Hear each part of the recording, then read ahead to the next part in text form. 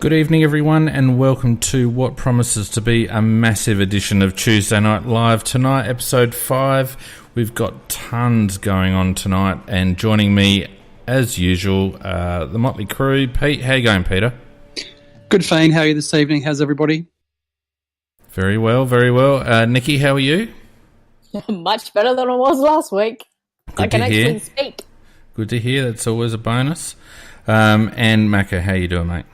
Yep, fighting fit, mate. Raring to go. Fighting fit, raring to go. Well, then, without any further ado, let's get into some news, shall we?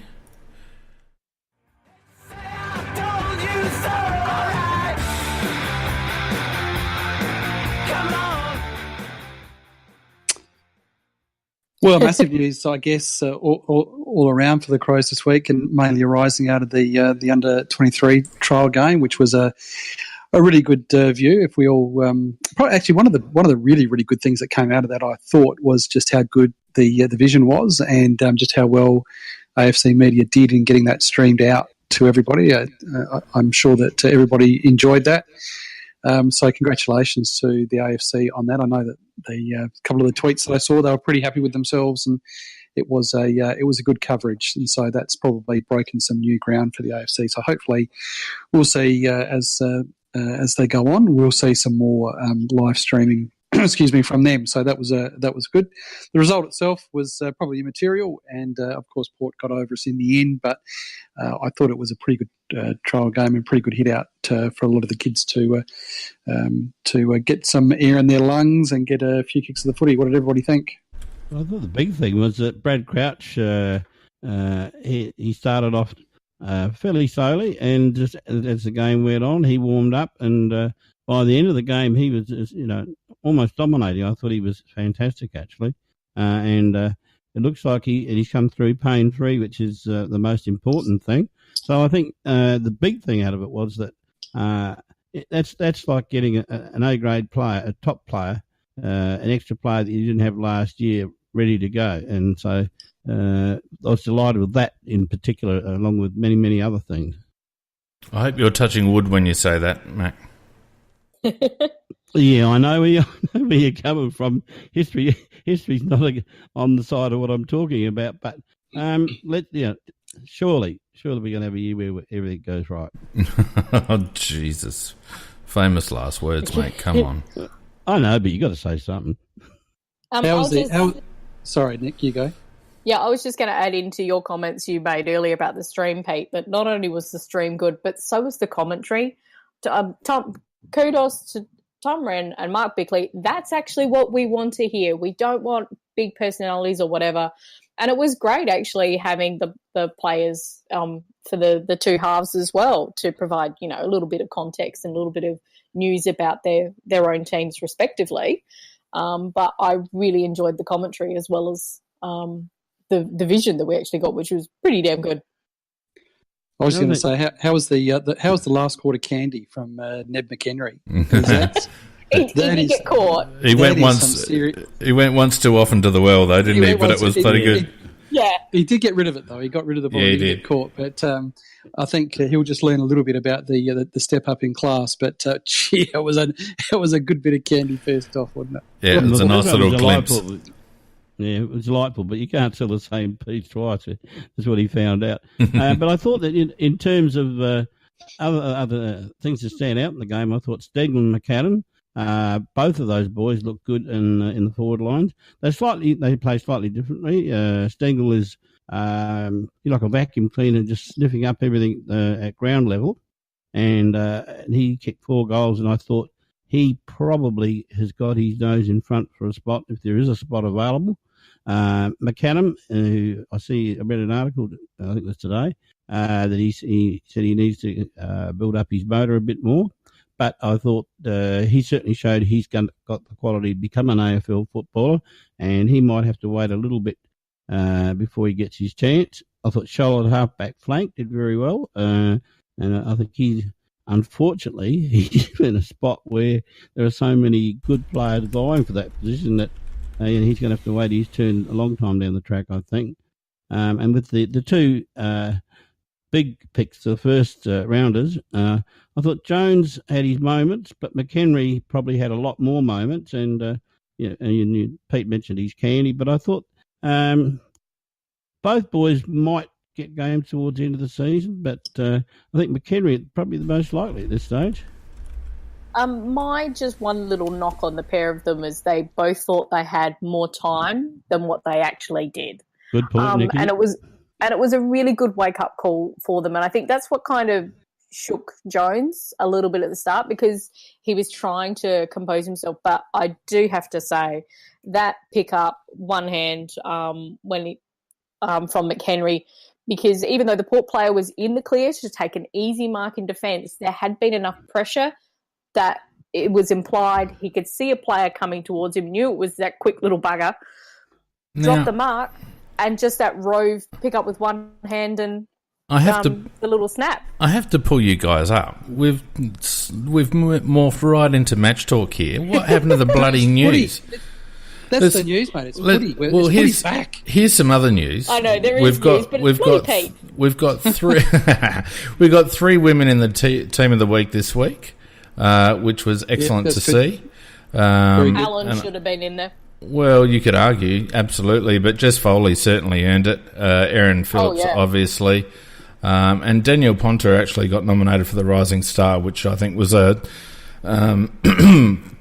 very well-deserved nomination. And, of course, Stevie Lee in again with 2 goals. So that was good to see. What else have we got here? The Crows are announcing the election results on Thursday, so that'll be interesting to see whether the CrowCast did we actually endorse anyone? I don't think we endorsed anyone in the end, but no, I think we were very fair. I thought we were very fair. So good luck to those 3 gentlemen. In the broader AFL news, it looks like Mark Murphy's back for Carlton, which will give them a bit of a boost. Tom Boyd's out, though. Yeah, Boyd's out. But Jack Stevens, with the news today, Jack Stevens taking a mental health issue time away from the game. So that was, the positive, of course, that always comes out of this is that's now an acceptable, issue in AFL, and so he'll get all the support that he needs, I'm sure, and be back. Hopefully, be back as the good player that he is. Is that this isn't the first time for Jack Stevens, is it? I'm not sure, mate. Not sure. Yeah, I think it is. Is it? Okay.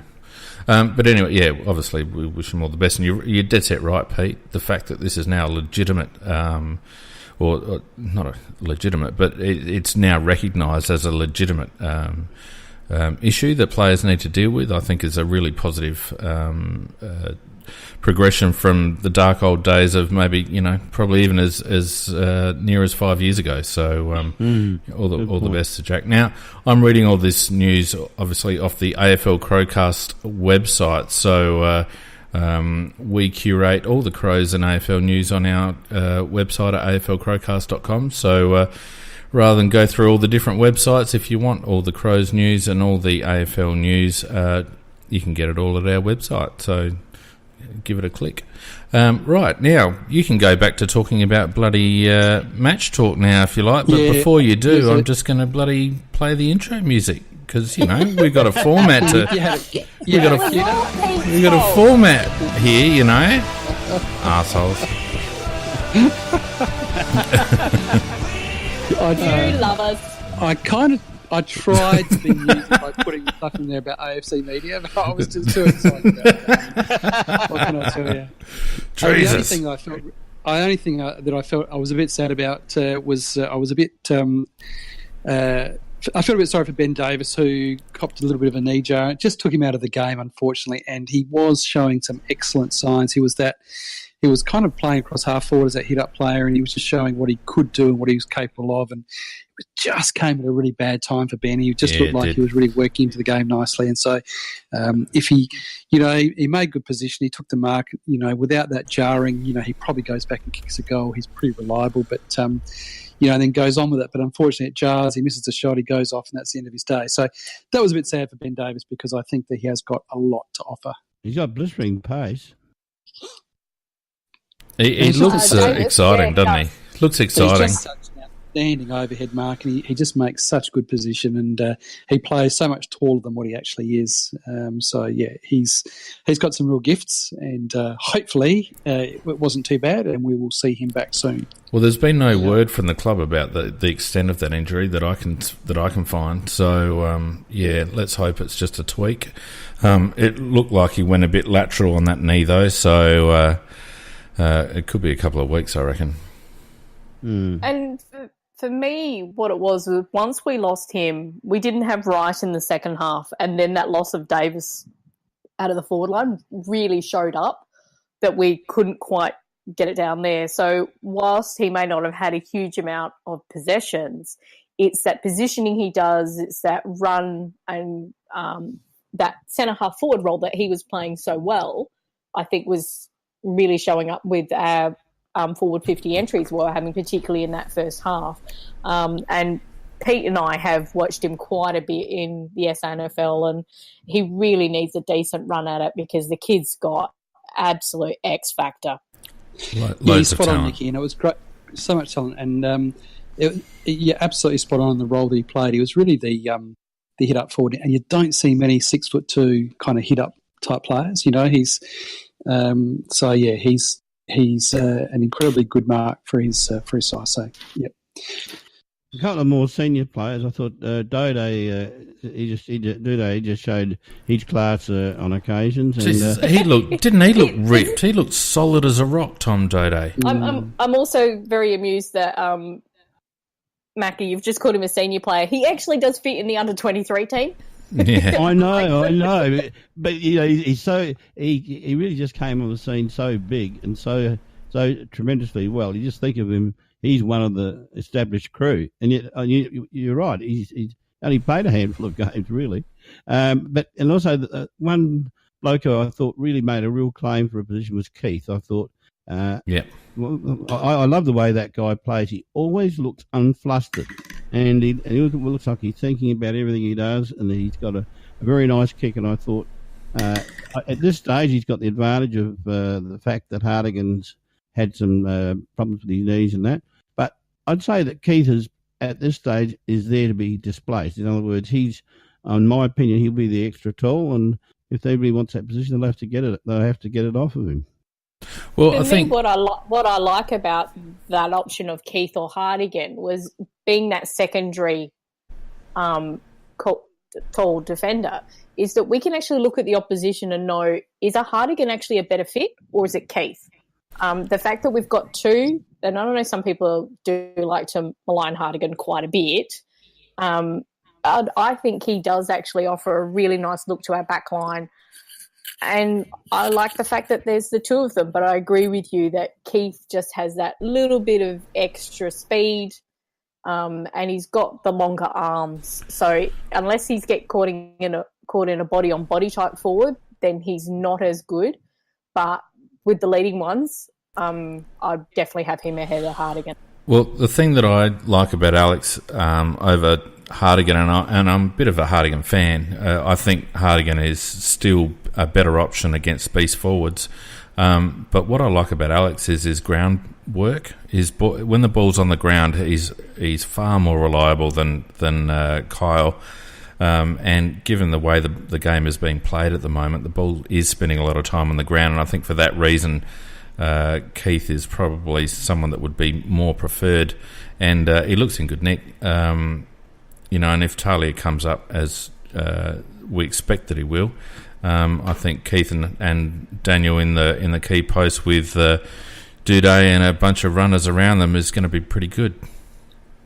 Yeah, of the other blokes that we haven't seen before, Hamill's got a bit of a way to go before he gets there. I mean, he had some moments, but as did Butts did some good things, and he had some moments, but I guess every Butt does.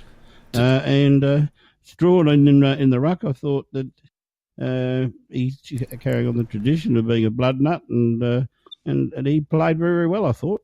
How long before we call Butts a whole range of names like Seymour, or he played like shit, or like cracking me up, or like, come on. I'll leave that up to Donkey. And speaking of Donkey, he's here too. Thank you. Well done, Donks. Oh, he's finally turned up. Yeah, sorry, I was just doing the reader with the young fella tonight. It was Nobody the first cares. time I've done it with him. No, I'm just going to say I was really disappointed in his effort. I thought he could have played a bit more focus right at the front, and I'm a lot better reader than him, so it took a lot longer than I thought. Well, it's all down to coaching, Donkey, I reckon. Yeah, no. Anyway, we're talking about under 23s. Well, he's under 23. Jesus. Wasn't the commentator Tommy Wren calling him Seymour all game during the cast? No, because there was another player called Seymour. Yep. So our fullback is the SANFL top-up, and his surname is Seymour. So we're going to have a lot of Seymour and Barts in the SANFL. Oh, well, that's why I'm here. That's a different podcast, isn't it? That's right. Welcome back to Tuesday Night Live, late night edition. Yeah. Oh, Jesus. Look, overall, I thought it was a pretty good hit out by our lads. There's a lot to like with our youngsters. I was a little bit disappointed with Chase Jones, I've got to admit. He started okay, but I felt like he needed to show a bit more. Certainly McHenry looked more comfortable at the level, even though he's probably not physically quite there yet. But Chase just looked off the pace, and I wasn't quite sure what role they had him playing. Nick, did you notice? On the wing. Do you think he was on the wing mostly? Yeah, I think he was mostly on the wing. So that's possibly a position he hasn't really played, because I know he hasn't played that in Tasmania from the stuff I saw. He was mostly actually midfield forward. Yeah. So I didn't see him too often actually in the centre. Although I think we did put Stengel in there.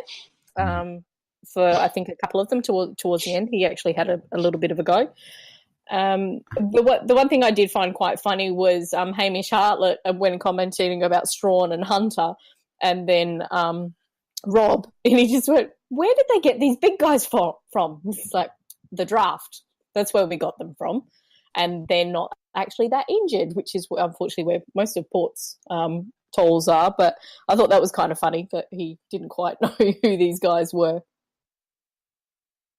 I felt Chase looked like he had it, but just didn't deliver on it. It looked like a bloke that was out of form. I know that sounds really silly to say about a young kid, but he just looked like it looked like he might have been a bit overawed. And then when he did move, he kind of had the right idea, but was just probably not moving as fast as he should have.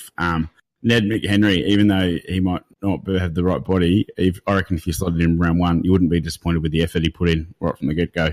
And I reckon it'd be a little bit fun to watch. So I think McHenry is absolutely chockers full of self-belief, which I think goes a long way. And his body isn't quite ready for AFL football, but I think he is. I think he showed us good signs that he'll be a good AFL player down the track. And I think Chase Jones, I just think he was perhaps slightly overawed by the moment, and he also did look like he was caught out on the pace of it a couple of times as well.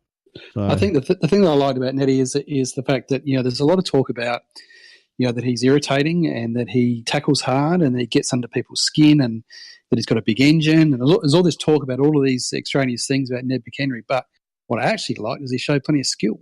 He actually showed he's a skillful footballer, and just with that bit of candy, and also Nick, as you said, the goal that he kicked, he actually showed he's a pretty talented player. Just to go with all of that other stuff as well.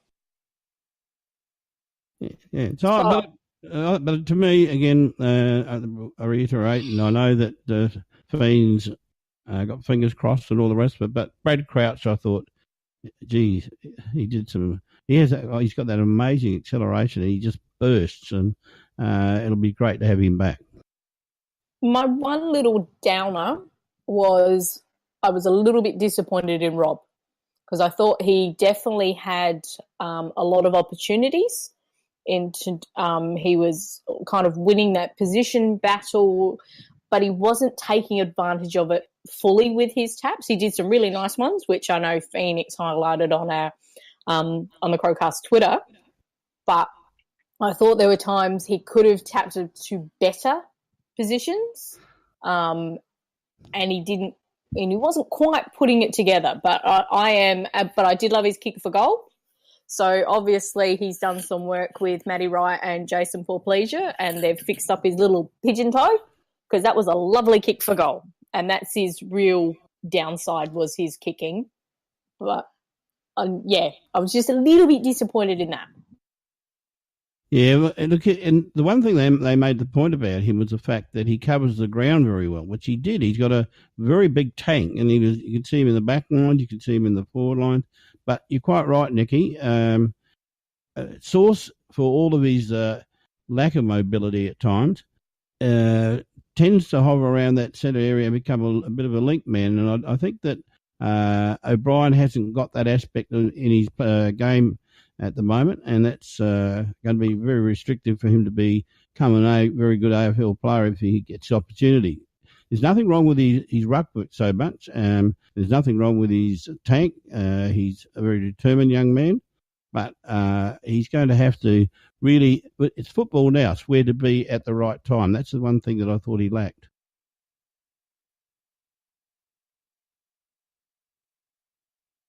Well, thanks, Pete, for kicking us along there. Well, all in all, a good hit out. But Nicky, Jesus, donkey, there's a mute button there, mate. Sorry. Bloody hell. Nick, let's talk about AFLW, shall we? Ooh. Yes. Well, Donkey can talk about it a little bit as well, because he was actually at the game live. And there might be some certain pictures on the AFC website which might feature a certain donkey. Yeah, a donkey and a donkey's daughter. Yeah, that's true. Has she let go of the ball yet? No, it's still. She's got like this little cradle thing at the end of her bed, and now the ball sleeps in that, and she puts a blanket over it at night before she goes to bed. It's quite adorable. So I was geeing her up for all the last quarter, saying we've got to stand here and we've got to stand here. We've got to get signatures with the pen. So she knew what the drill was. She's 3, so she kind of gets it, but she also gets really overawed when it's all going down. So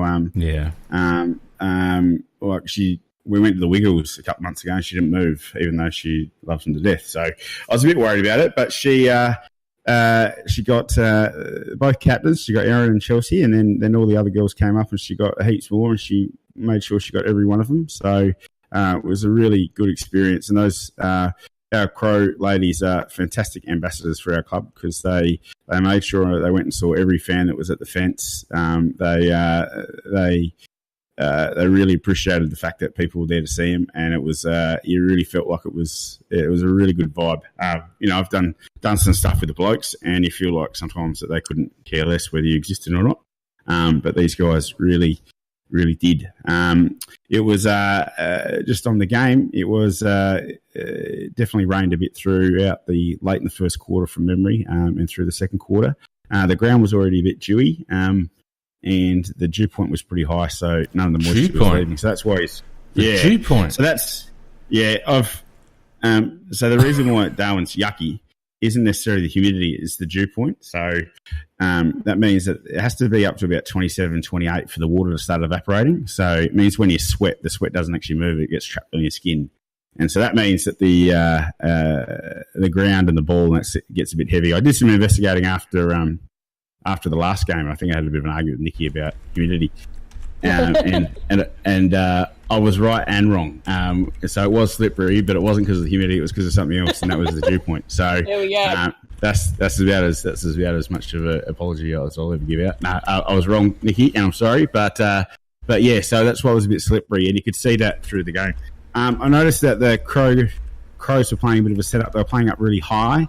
And if they weren't taking the contested mark about 35 to 40 out, we're using the ball coming in pretty fast to do a bit of sort of the Joe the Goose stuff, and it'd be a bit of a foot race between Stevie Lee and I thought that that was pretty evident, especially at the ground, just the way that we were trying to trap them through the back and use the pace of our girls, which was really clever.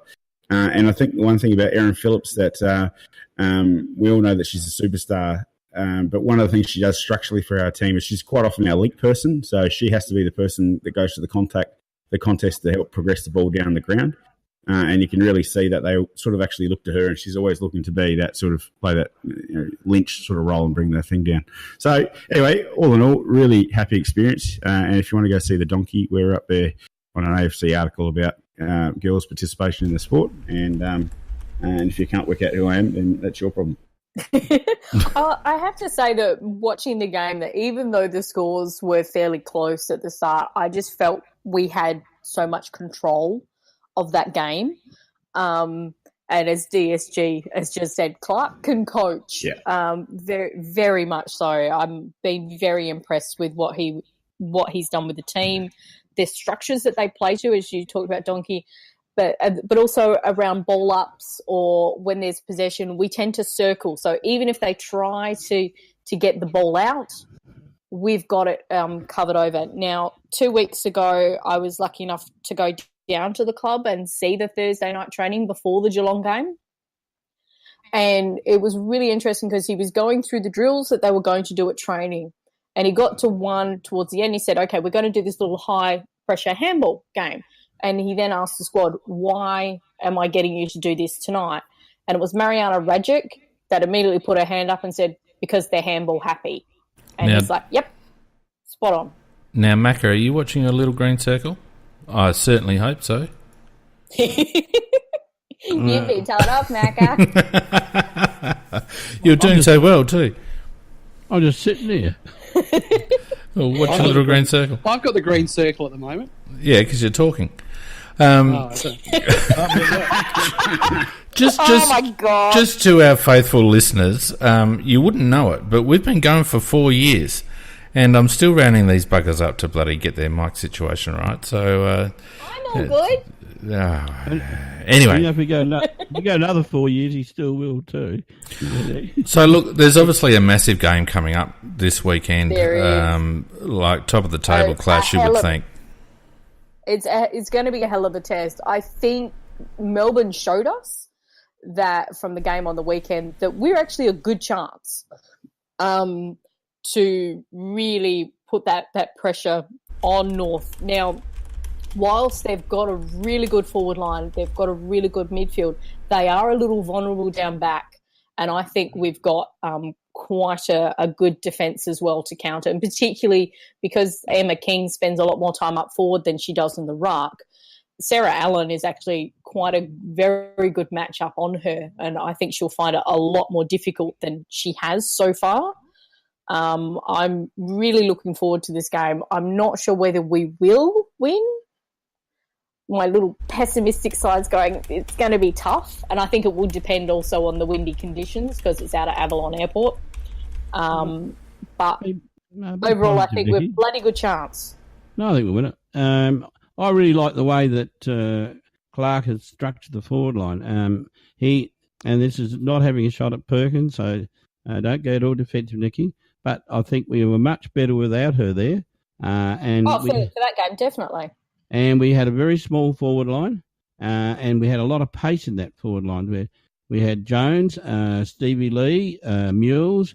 Once the ball hit the ground, we just had vultures swooping on it, and that pace was fantastic. And I thought that also he swung Ponta from the back lines into the forward lines, and she performed accordingly. Apparently, she likes to play forward much better than playing in defence.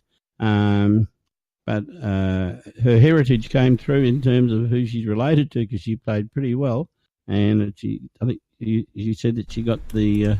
Yep, she's one of the 2 rising stars for this week. There's an adorable video, and I'm going to call it adorable, where Noffy rang her to tell her, and they put the cameras on the announcement kind of going on. But what I loved best was Noffy going, you are a rising star, but you weren't that much of a star, so make sure you listen to Heidi, because she was going through her game things, and come out and play better and play even better next week, which I thought was quite cute as well. Another thing about when we talk about Phillips, we're talking about another level of footballer at women's level. Not only is she's got all the class, etc., but she's got a real brain, and she got a lot of free kicks on the weekend. And she's in a lot of players when the ball's coming towards them and they've got a defender behind them. even though they're going to be under pressure, they take the ball and they get grabbed, they get thrown to the ground. What Phillips does is, if she's in that position, she just balks just before the ball gets there. The player behind her thinks she's got the ball and grabs him. And she got about 3 or 4 frees for hanging on when she really just never really took the ball. And she's just so clever. Yeah, and you're spot on, because we unfortunately have had to put up with some awful commentators in the AFLW who like to who can't actually see what you just pointed out there, Naka. And partly what it is they panic. They don't want her to get the ball and to even have a semblance of space, because the amount of damage she can do. But the one player we haven't talked about in this is Anne Hatchard. Yeah, I was just about to raise her, yeah. And I just think her form across all 4 games has been outstanding. She's definitely taken it to another level. And I do know from the training that I went to is that when they talked about that whether our forwards had done some work with Phillips, yes, they do. They do it at the during some of the drills. He'll actually isolate a couple of players and send them down to do some one-on work with Phillips and learn how she actually bulks and how she actually creates that space in order to get those marks. So it's just, I think we're a very good chance. We've still got some tough games to go, but I think we're a very good chance to be there right at the very pointy end. Yeah, just on the head chart, though, she's got to be the most improved player in the comp, I reckon. Definitely. Guys, I think we should just give a bit of a shout-out to Jason McKay on the chat, if you've been following the fact that he is having his 15-year anniversary tonight, and not just that, but he's managed to take his lovely wife out for dinner and also get to the chat at 9 o'clock and apologise for being a little bit late to us. I reckon that is what I call commitment to the cause. And Jason, you're one of our favourites, always have been, and that is an outstanding bit of contribution to the chat, I must say. If you could just organise Mrs. McKay to come on and apologise for keeping him away at 8:30, that'd be really nice. And he's in Queensland, so it's a completely different time zone up there because they don't do daylight savings. It might fade the curve. I got no idea what time it is in Brisbane at the moment. I wouldn't have a clue. 8:30. 8:30? Right. Yeah. Now, speaking of time, what do you reckon, Peter? I think it's time. I think it is. Talk us in, mate. We've had some comments in the chat. Yeah, we are. We mentioned earlier that, of course, we had a really, really fortunate enough to have a chat with AFL media scribe for South Australia, Lee Gaskin. Very fortunate to have him pre-recorded interview with us. So, Fiend, if you all got your magic buttons ready there, we might intro to that interview we did with Lee last night. Very good. We've got a very special guest on this evening. We're very lucky to have Lee Gaskin, who's of course, the AFL writer for South Australia and all things football. So, Lee, how are you going this evening? Yeah, very well, thanks, guys. Thanks for having me on the show tonight. Yeah, great to have you along, and we're happy to learn also that you happen to listen to a few of the podcasts as well that we put out. So, good to have a special guest that's a listener as well. Yeah, no worries. I think you guys do a fantastic job there. So happy to have a chat about everything that's happening with the Crows and, see how we go. Just generally, what your thoughts are in terms of how we're placed and how we're looking as we lead up to JLT1. Yeah, I reckon if there's one word to put down it, I reckon it's probably enjoyment. It's sort of the theme I've sort of got from, attending all the training sessions and talking to, coaches and players. It's, they've forgotten about all the crap that happened last year. That's all in the past. They put that to bed, and it's just been a lot more fun around training, if that's sort of the appropriate word to say. It's just been everyone, you speak to just saying it's so much more relaxed than it was last year. As a reporter who obviously communicates with the club, are you finding that it's a lot easier to communicate this year? Yeah, absolutely, Naka. That's definitely the feeling that I've got as well. Who are some of the players that you've observed through the pre-season who you're expecting to have really breakout seasons? Oh, this is probably an obvious one. I'm sure you guys have talked about him, but Wayne Miller just looks like an absolute beast this pre-season. Like he's come back and ripping Nick, and even just having a casual chat with him at the Indigenous All-Star Summit last week at Point Pierce, he's just in a really good frame of mind. And with Brodie Smith back now, and Miller's running capacity is as good as anyone in the club. We've seen that in 2K time trials. He looks really good. I was really impressed with young Ned McHenry in the trial on Saturday. I just thought his endeavour and his speed in the forward line was something the Crows probably lacked a little bit last year. So I think he was really impressive. And people talked about Riley O'Brien a lot too. It's probably going to be hard to, even with the new rules, I can't see the Crows playing two specialist ruckmen, but it at least shows that Riley's in some really good form and good shape, and if Sauce does have a bit of a niggling back injury, maybe he can take a week or two off this year and know that Riley can come in and be a really good backup to allow Sauce to sort of, rest his back and make sure it heals fully before he comes back for the, rather than sort of playing through that injury for 22 weeks. How do you see the duel that's obviously going on with our Smalls? Yeah, I think people have probably forgotten about Lockie Murphy a bit, but I thought he had a great season last year, and obviously coming off a rookie deal, came across to Adelaide as an overall from the draft, played as a development player in the sample team, and was working in the club shop. And I thought it was great Saturday. I thought he might have played a little bit like forward, but had a little bit of midfield time as well, which he's probably done more of his junior days. But that role that he would play would be that small forward role. I thought Tyson Stengel was very impressive. Obviously kicked the 4 goals, but his pressure was very good.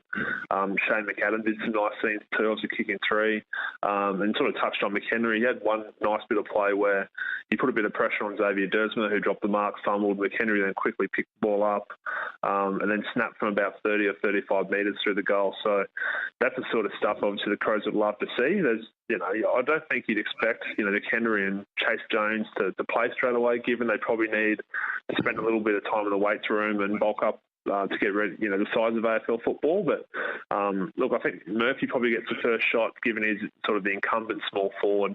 But obviously Stengel and those other guys will be putting on a fair bit of pressure. Now, my impression watching it was very much a game of two halves.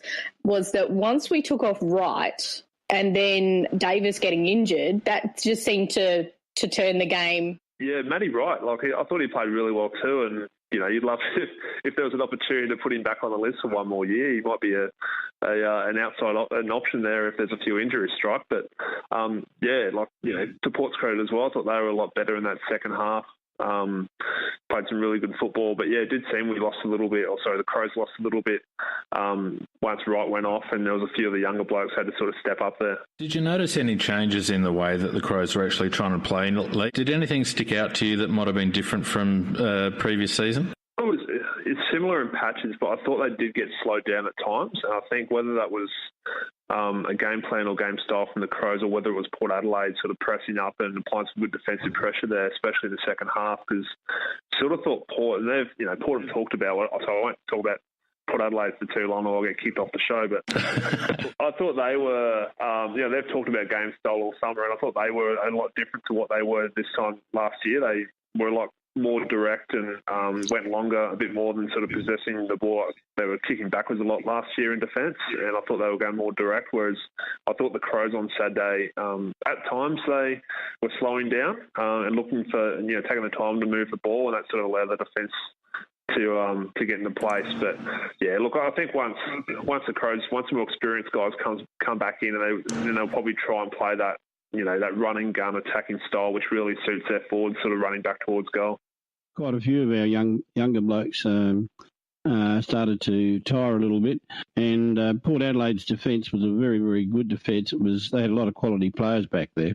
Yeah, a lot of those guys, Burn Jones and Dougal Howard, that was sort of their backbone of their backline last year. So, it wasn't like they had a lot of guys who were playing mainly sample football. So it was a good test for the young Crows forwards. Speaking of defence, Lee, how do you see the Crows shaping up? We've obviously got a couple of niggles down back with our key tools. Alex Keith, I had in my top half a dozen, actually. I thought he played really well. How do you see that all shaping up for round one? Yeah, I think, you can lock in, Daniel Tarling, providing he's, played some part in the JLT. He's a lock there. Obviously Laird, Smith, Duday. So there's 4 guys locked in. You got Miller in that mix, whether he plays more wing half back. Cole Hardigan's obviously the one. I expect him to possibly play this weekend, coming back from that knee injury. But it's probably a toss-up between Hardigan and Alex Keith. You're right there. I thought Keith was very good on the weekend. And, it's going to be a line ball call, I think, between those two guys as to who gets that role as a second key defender. But apart from that, the other one who is in the sort of rehab modified group at the moment is Luke Brown. But I think they're sort of hopeful that he'll play that second JLT game. And if he doesn't, then there might be a bit of doubt on him for round one. But yeah, he's got a bit of I think it's a foot issue at the moment with Luke Brown. Oh, sorry, it might be an Achilles actually that he had last year. So they're just sort of watching him closely, and hopefully he plays against GWS next week. Lee, just on the JLT, how do you see it shaping up for JLT 1 in particular, and just in terms of if you've heard much about how we intend using those two games and the spread of players? Yeah, I think, and looking back on how the Crows approached the two JLT games last year, I think they tried to play a close to full strength team in both of those matches, and that's obviously why why both clubs and a lot of clubs around the league have opted to have sort of practice games or in-house games for their third match, because they want to give the young guys a run, realising they want to get 2 games into probably close to their best 22, 25 players. So I think they'll try and roll out all the guns this weekend, so those providing fitness and stuff like that. So in terms of guys who are unavailable, you probably only got Daniel Talia, Luke Brown, Hugh Greenwood, and that's probably about it. Now, have we heard anything from the AFL regarding whether the hot weather policy is going to be implemented for that game? Because I think it's going to be over 40 degrees and it's played in the afternoon when the sun's at the hottest. So I'd expect if it is, that would mean an increase in not only the game time in terms of the breaks, but also in the benches. Yeah, absolutely. I haven't heard anything concrete yet from the AFL, but I would imagine if we are forecasting 38, 40 degrees. I think in the past when this has happened in the JLT series, that they've extended the benches. I don't know whether it's like 26 players or something like that. Obviously probably unlimited interchange and extra drink breaks during quarters and longer half-time breaks. Now, Lee, they rolled out, well, obviously in the trials, they've rolled out the new rule changes. First of all, how did you see that play out? And also, have you had any feedback or comments from players who've played under those new rules as to how they're finding it? So we spoke this week to Port defender Dougal Howard, and he was obviously from a defender's point of view just saying, how quickly the ball can come out of that centre bounce or centre square area. And as a back six especially, he was sort of starting in the goal square as one of the defenders who had to be in the goal square alongside a forward, and just saying, it's pretty tough. The ball comes straight down. Depends how he was saying the Crows were sort of changing up how they're lining up inside 50, because you've got to have 6 forwards inside and 6 defenders inside your forward 50. So he was saying sometimes the Crows would push those guys up near the 50-metre arc, and other times they would sort of have them closer to the goal square, and they were just trying different things. And as a defensive unit, he found that pretty difficult at times. It does open things up, and obviously now, after that, if it's a behind, then the other team can the opposition can then just run the ball out and take extra metres out of the goal square, and you've got that guy 10 metres back as well from the goal square. So someone like a Brodie Smith, he'd take off and he can launch the ball close near, centre wing nearly, so you can transition that ball so quickly the other way, turn defence to offence so quickly. AFLX, and I wouldn't spend a lot of time on it, but I found it was interesting to watch for a while, but as I kept going and going, I thought it became boring. Yeah, it was targeted at kids, wasn't it? So it was an entertainment, from from when the players arrived, sort of NBA All-Star style to, in their suits and skateboards and whatever else, and then you had, rock, paper, scissors, all the players getting behind that. It was just a night of entertainment, really. It was just about, the skills and stuff like that. It was end-to-end stuff, bruise-free footy. There was, I think, there might be 1 or 2 tackles the entire night. So, probably by accident. It was up and down. Players obviously didn't want to get injured. It's the last thing they wanted. So it was just a night of fun football, really, with nothing really on the line. I think it was probably 2.5 to 3 hours. I think it might have gone for. So it was a big it was a big night of football, but I think, you know, and also I think for kids that go along, and I think that was a big difference. So last year, cover the one they had at Highmarsh Stadium here, where you know, the Crows were the inaugural premiers. I still remember Cole Cheney lifting that bed, you know, career high. The first premiers. I don't want to get flippant there because I think Cole Cheney had a very good career, so I don't want to sort of. He's dead set stiff, I reckon. Yeah, I think so as well. I thought he probably deserved another year on the list, but that's another topic for another day. But so I thought the big difference. So last year, I thought the issue was, you know, kids would go along, but there was no big names to look at in the AFLX tournaments. No one knew who was playing. You'd seen fringe players and first and second year guys run around. Whereas this year it worked because, you know, you had Nat Fyfe, you had Patrick Dangerfield, you had Eddie Betts, Jack Rewalt, you had all the superstars of the game. So, you know, you 8 or 10-year-olds who don't know much apart from their favourite players, that, you know, they buy the footy cards and they go, Dad, I've got this guy, and they can look out and there he's running around kicking 20-point goals. Aside from the Crows, well, first of all, do you see a big enough improvement with a decent run of injuries for the Crows to get back into contention? And secondly, who do you feel might be the contenders this year? Is there a bolter, or do you think Collingwood and West Coast and those clubs, Richmond, will stay at the top? I'm probably wary of answering this because I know if I get it wrong, it's going to be played back up north. When the team I tip to do well is actually already planning their trip in Bali in September. So, it's a difficult. Well, let's start with the Crows firstly. And you look at their list, and it's full of A-graders. It's full of really quality players from 1 to 22. So I think if they do get a good run with injury, I'm just excited to see what Brad Crouch can do with a full season. I think everyone's just really keen to see what he adds to that midfield mix, and, you know, with his combination of inside-outside that he has. And, you know, I think Sauce Jacobs was keen for a bounce-back year. Probably the same with Eddie Betts. I think he was, you know, he's readily admitted he was down on his form last year. So there's a lot of guys with upside. And, you know, we're still then talking about the Dudays and Millers and, you know, Brodie Smith for an entire season. So there's no reason I think they can't be a top 4 side. But, you know, we talk about that, and we talk about the teams that are on the way up. And, you know, we saw Melbourne get so close last year to make it all the way to a prelim, then get absolutely belted over in Perth. So, you know, they've added a pretty decent defender in Stephen May to that side. So I think Melbourne will be up there again. You know, you imagine Collingwood will be still pretty, you know, bitter after how things panned out for them in the season. And you think Richmond, you know, clearly the best side during the home and away season, and then to, you know, really choke how they did in the prelim. They'll be obviously keen to make amends, but then, you know, you can throw obviously that's not even mention the premiers, but don't want to sort of write off West Coast. Well, you know, losing Scott Lycett is a big blow for them. But apart from him, they've retained the most of their side. Essendon obviously a lot better with Dylan Shield coming across from GWS.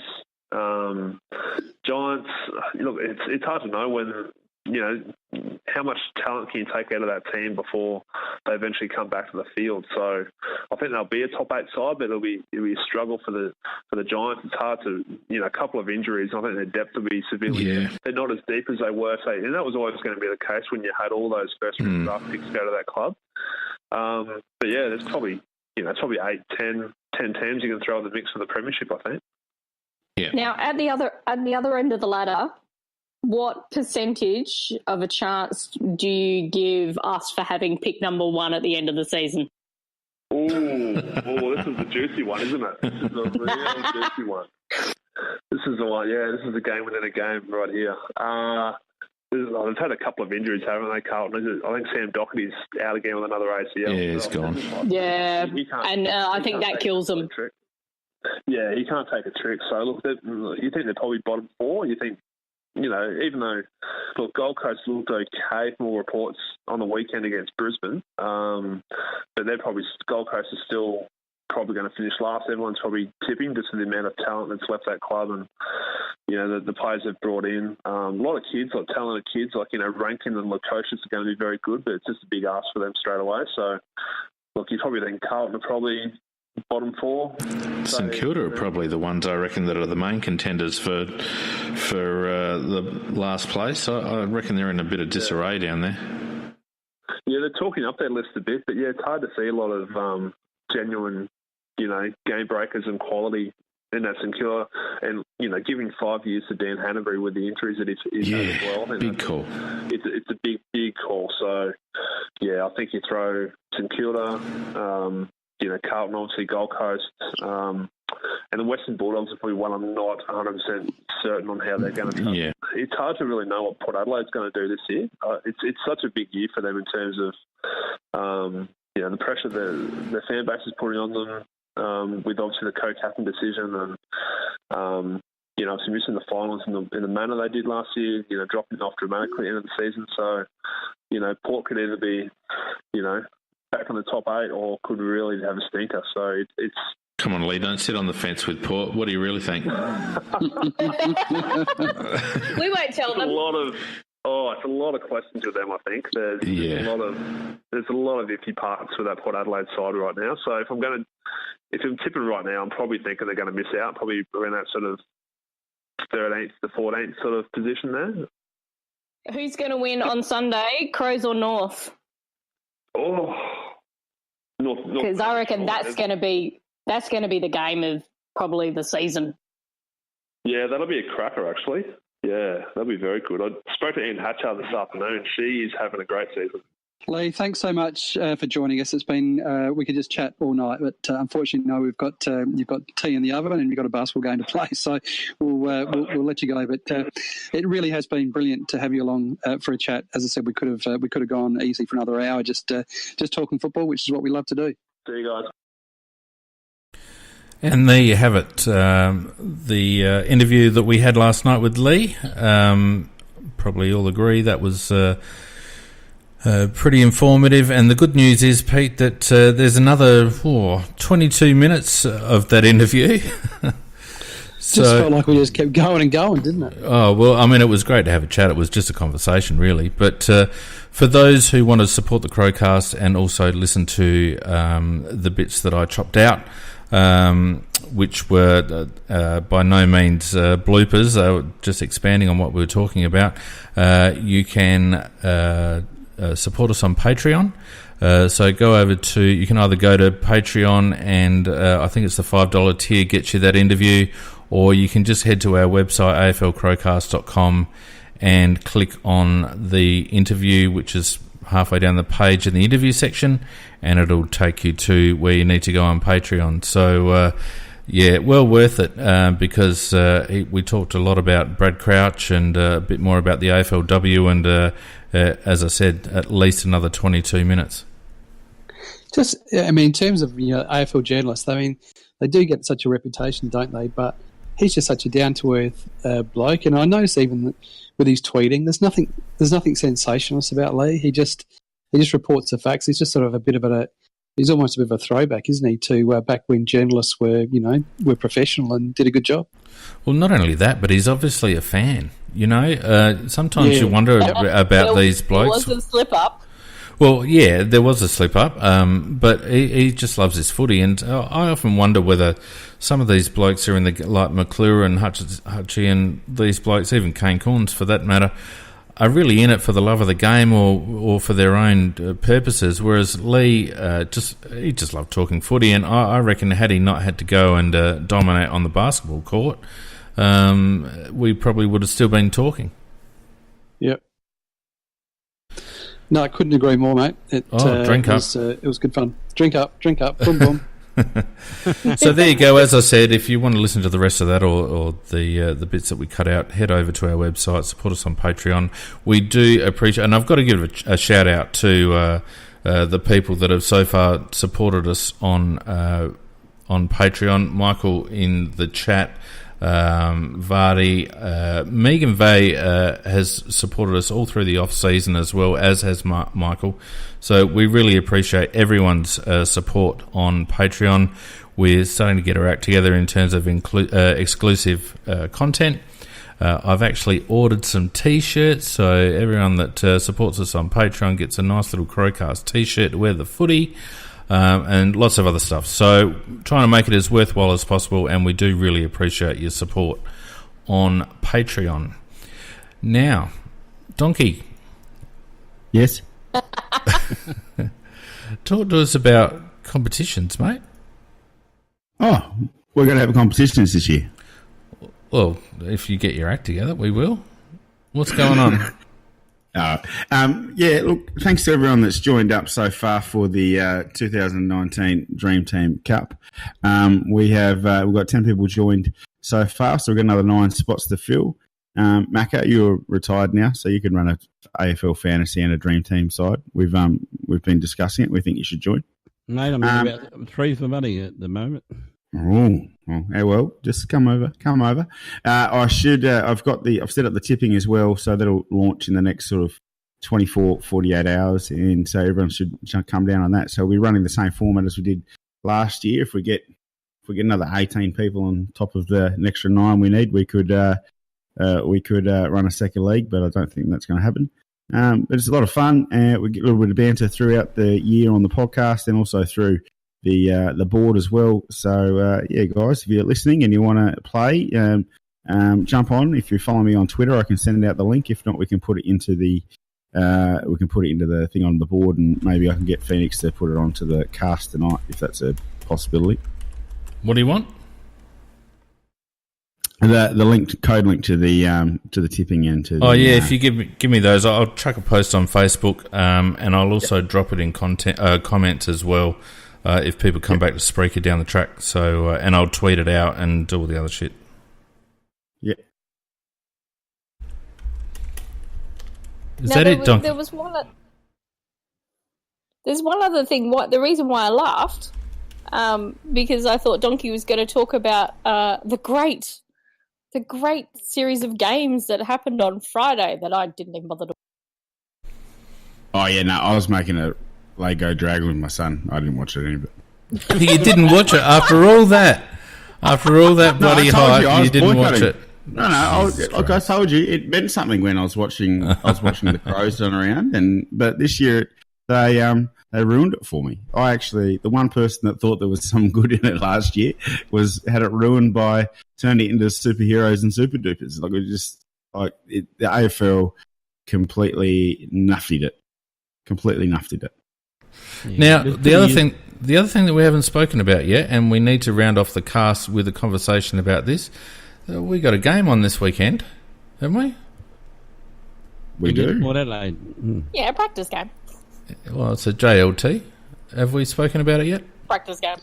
We have not, apart from just getting Lee's opinion on how the side will line up, we haven't really said too much about it. And you're right, it's a very significant game. It's against Port, obviously, in Port Pirie, and it will be, at the moment, the temperature's forecast is 41 degrees, so not sure how to be able to take too much out of that, given the temperatures. But, no, it's obviously an important hit out, and if Lee's right, then we can expect to see quite a few senior players come into the side and try and get that side sort of in shape for round one.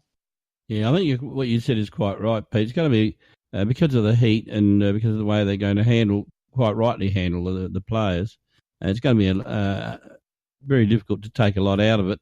For example, I think they're talking about having breaks even within the quarters themselves. So instead of having quarters, we might have 8s. So just so the players don't get overheated. So, and which is very understandable. We don't want players getting ill from too much heat just for the sake of a practice match. So it's going to be, I think it's going to be difficult to get much out of it. Yeah, I think you're spot on there, Macca, in that because of that heat, if we do get those extended benches, it means we kind of can't take as much out of the possibility of what the following week's lineup and then the round one's lineup is going to be, because there'll be a few more players than what we might have looked at. But I think the most important thing, which J-Mac said in the chat, is no injuries. We just want no injuries. Absolutely. Do you reckon they'll give Crouchy a rest, or you reckon they'll play him? They'll play him because he needs that 40. Yeah, even if he only plays a quarter or half a quarter, Yeah, I think he will play, but I think what you said is quite right, Donkey. I don't think he'll play 4 quarters or 8 eighths or whatever it is it's going to be. But I think he'll probably At least play a quarter of the game, something like that. Well, they'll have a big squad, and none of the guys will play probably any more than two in those conditions because it would just be dangerous otherwise. I agree. Yeah. Can we just give an early Cockwomble nomination to the AFL? I think you might have mentioned this last week. Scheduling a game in the middle of summer in Port Pirie. What the fuck? It's just ridiculous. I have to agree with you. And not at night when they're actually playing it on an oval which has lights. It's actually stupid. It's just downright stupid. I mean, in my job, we get so much because we happen to do the odd outdoor activity in my job, and we just get so much, education on heat awareness and heat injury.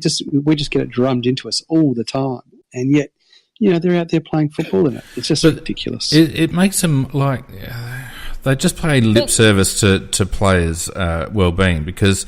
They've got on the bandwagon about concussion and all the rest of it, and they're trying to water down the rules so that people don't get hurt and all the rest of it. And yet they're quite willing to send 40-odd blokes out onto the ground in 41-degree heat, probably more like 45-degree heat in Perry, in the middle of the day on the back of nothing more than a pre-season. Yeah. It'll be the hottest part of the day too, 3:45. I mean, AFL, get your freaking act together because if you've really got the players' well-being at heart, you wouldn't be scheduling like this. And not only that, can the AFL Players Association actually stop worrying just about the next bloody broadcast rights contract and actually start looking after the players' well-being? Because they should have been onto this straight away. They also do it in the AFLW because, okay, yes, we're playing in that little gap as the lead-in, etc., but it's those hottest times of the day as well. And the Geelong game was played on a Sunday at 2:40. It was ridiculous, absolutely ridiculous. And they're playing it at Norwood, which doesn't have a lot of shade for anybody. No wonder the crowds dropped off. I don't think. Yeah, and I get it, it's broadcasting and blah, blah, blah. But these are pre-season games that we're talking about, Nick. Just, from the men's point of view, they're pre-season games. They don't mean anything. They're designed to get players fit for the season. And you're going to see players losing so much fluid. And I would imagine there'd be a gentleman's agreement between the two clubs that, we're just going to get through this day with, as many players rotating as we possibly can and no one gets hurt and we just get the hell out of here.